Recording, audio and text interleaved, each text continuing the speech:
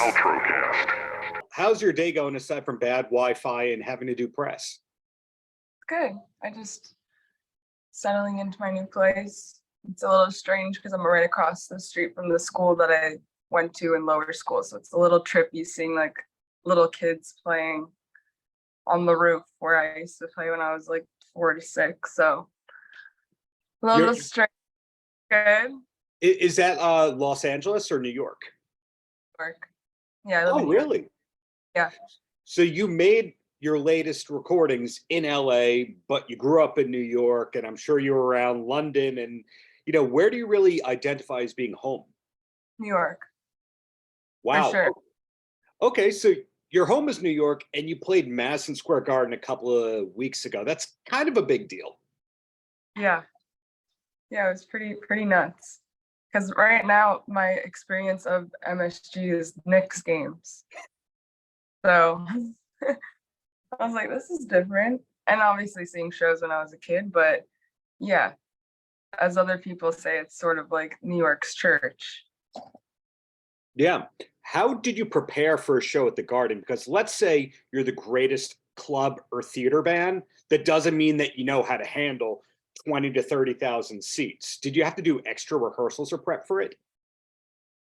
I think what my band and I just went into it thinking like, this is a once in a lifetime opportunity. It's not really in the cards that you would normally be played at where we're at. Yeah. We just play clubs and because we're a year and a half old, so we're just starting out. But we just were like, let's just have fun. Like, don't go crazy with the ego shit and just like it's fucking Madison Square Garden. Like, let's just own it and like fuck around and do our best. So I think with rehearsals, we just did what we do. We just practiced a lot and just kept it simple. I think the stuff that was a little more special though was our visual aspect of the show. My boyfriend Miles and his partner Connor do all of our visuals. So that was definitely something focusing on just because we're so small and it's such a big arena. So what are they really seeing? They're seeing more of the visual stuff. So we kind of focused on making that a stronger aspect of the live performance, because usually it's me walking and touching people and fucking with people and whatever, a little more intimate. So we knew that that wasn't really going to come across unless you were in the front. So I think, yeah, we just kept it simple and kind of didn't let the grand like idea of it take over what the truth of it is, that we're a small band and we're starting out. So let's just have fun because we don't know the next time we're going to be there. So Right. You might as well lay it all out. That makes sense. And you were doing that show in support of Eyes of Glass, critically acclaimed like the previous singles and all that kind of stuff. And your producer on Eyes of Glass, I learned about him from the band Living Things. When did you connect with Yves? I connected with Yves probably like 2 years ago now. That's so crazy to think about. But yeah, it was like around the time, I hate bringing it up, but it was around the time of COVID kind of stuff. So he was more available than usual, which I got really spoiled with, I think. Because I was like, oh, cool, like this is how this works. Like we're just gonna go in the studio and he has all this time. But obviously that's not the case. He's a very busy guy. But yeah, we just connected through mutual friends and we got a coffee in LA and we liked the same kind of music and he understood my weird like voice memo garage band demos and that I was very dedicated to and thought were like the next big, like I don't know, I guess I was living in this bubble of, I didn't have a band at that time, so I was sort of just in it and I was like, this is cool.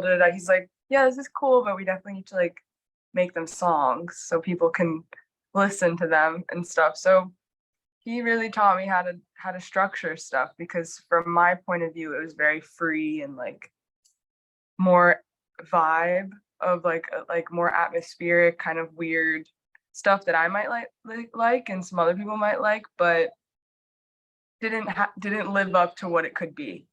So I think he really helped me realize the potential of what I could do with these seeds that aren't done yet, even though I thought maybe they were there, and kind of bloom them into this new thing that the potential was there, but he sort of saw it as a bigger picture. So yeah, it was really cool to meet him, and I was really lucky that he was the first person I worked with, because it's not Oh, always that easy.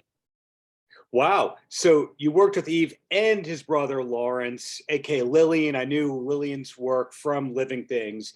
And it's impressive to me that the two of them are still doing music. And I mean that because they survived the major label system, survived like the second record deal, and here they are with their own label and developing talent like you. So that's that. In other words, you're working with people who've been burned and then came out for the better. Did you know about that history, or you just knew, hey, these guys are good, let's work with them? I don't know anything about their band until I had met them. Because it's the three brothers, and I guess they had another person in there too. But because Mm-hmm. Bosch played drums on some of the songs, Mm-hmm. so in there, which is cool. But yeah, I didn't know much about it. I just knew that they were the new or the hot guys to have to work with. So that's sort of, I guess, I just slipped into meeting them. It wasn't even like an intentional, like, I need this guy to do my thing. I didn't know really anything about it. We just kind of clicked and it went from there. But yeah, I mean, I know a little bit just from knowing them now, but I don't honestly know the deep history of it. I know that they were a band, and I don't know what happened after that, but maybe you can enlighten me.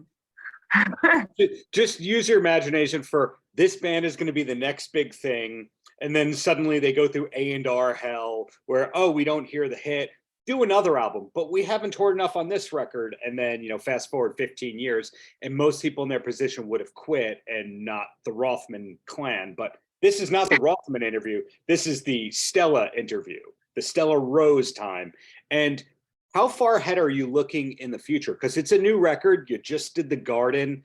And some artists say, I've got 2 to 3 years on an album. And then other people go, I'm doing 1 year and I'm already back in the studio writing the next one. Yeah, I mean, I'm definitely writing. I think I'm always writing. And then you kind of see how much stuff you have, and then you sort of go, oh, wait, maybe this is the next record, or Mhm. like, I'm not super black and white about it. But yeah, I mean, I'm definitely thinking about the next thing. But at the same time, if there is an opportunity that comes up for a tour for this record, then what the hell, let's do it. But I don't think that it has to be like, this record needs this amount of time and this much love and this much attention. I think it's a process. So if the record has its opportunity to live out its wildest dream now, cool. But 5 years because it goes on a show or something, cool. Like, I just love making music. So it's not really, I'm not trying to get stuck in that A&R bullshit. I'm kind of trying to just do the thing and see what happens, and kind of follow the path, because you can have these ideas in your head of how you think it's going to turn out, and I've already Right. had that, and feel like when you fight against that, you miss the gift. So Yeah, you like the craft. That's what I'm hearing. You're an artist. You like doing your art. This is not a ploy to get to a fashion line or a reality show. This is your art and you're doing it, right? yeah, I think I have the right people around me. I mean, Eve and Lawrence and my management, they're all here for the long ride, and and they knew that going in, and that's why I didn't go with the bigger label or something like that right top, because it would it would come off the wrong way of what I was trying to do. And obviously, sorry, my phone's like freaking out. I have that effect on phones. It's normal, but well, I've got 2 more questions for you, if you don't mind being mindful of your time here. And the first one is that the album Eyes of Glass has 9 tracks on it. How many tracks did you demo or write to pare it down to those 9?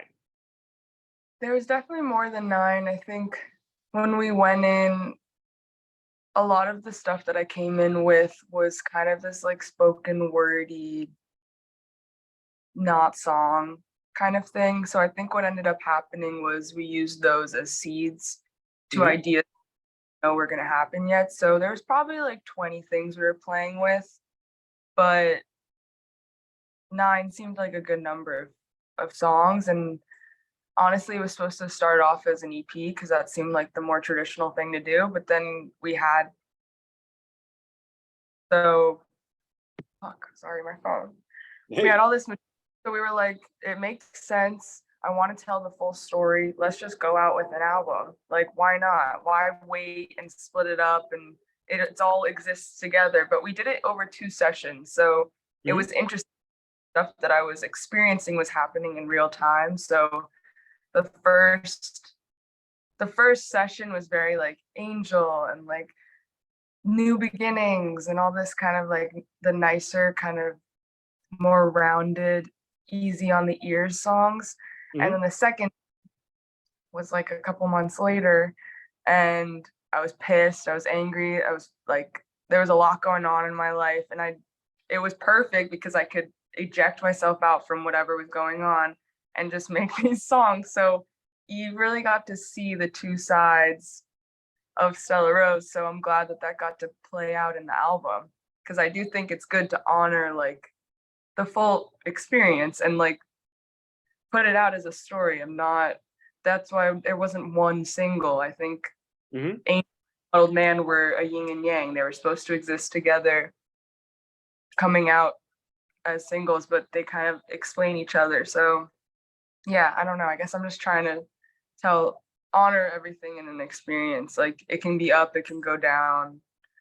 You can not know what's going on. So yeah. It's art. That's what I'm hearing. And the last question I have for you has nothing to do with Eyes of Glass. It's you personally. What are you watching on television these days? In other words, are you watching the exact opposite of what we hear on Eyes of Glass? Are you into the dumbest television ever, or is it all smart stuff just like the music? No, it's definitely a mix. I mean, I grew up watching Night at the Roxbury, Live, Little Nicky. Like I have all of that in me. It's not full like I only go to the film forum and only watch this, da da da. But last night I did. I went to it's a new apartment, so when I was alone, I live on top of a funeral home, so, like a little freaky. So I went out and I went to go see Gloria. I don't know if you've ever seen Gloria. Yes. Well, Did I there's lose a few you? films. There's a few films named Gloria. There's the new Gloria Gaynor documentary called Gloria. Which Gloria did you see? Gloria, like the movie about the woman gangster in New York. Oh no, I haven't seen that, so I should see that. You're saying? It's so good. But anyway, I went down the street and watched that, and I don't have a TV here, so what else was I gonna do? So Well, yeah, I think it's all over. I think in learning that Little Nicky is one of your favorite films makes me a Stella Rose fan for life. So maybe put that in every interview from now on. If you like Little Nicky, this is the artist for you. I love it. Well, hey, thank you for You your gotta time. have a little bit of both. Thank you for your time and really looking forward to the next New York gig and more music from you in the near future. Thank you, Stella. Thank you so much. Paltrocast.